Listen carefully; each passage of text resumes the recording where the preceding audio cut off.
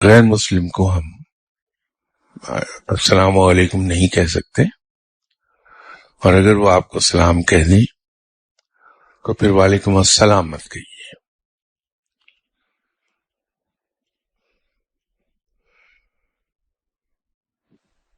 اسی طرح جو غیر مسلم انتقال کر جاتے ہیں ان کے بارے میں ہم ان اللہ و انا الیہ راجعون تو کہہ سکتے ہیں، یہاں تک تو کہہ سکتے ہیں، لیکن نہ ان کے لیے فاتحہ خوانی کر سکتے ہیں ہم، نہ ان کی مغفرت کی دعا کر سکتے ہیں۔ اگر کوئی غیر مسلم آپ کا سلام کہہ دے تو وعلیکم السلام نہ کہیے، لیکن ہوتا یہ ہے کہ ہم عادتاً فوری طور پہ جواب دے دیتے ہیں، اس کے لیے معافی ہے کہ انسان نے غیر ارادی طور پر وعلیکم السلام کہہ دیا کہ ہمیں عادت ہوئی بھی ہے،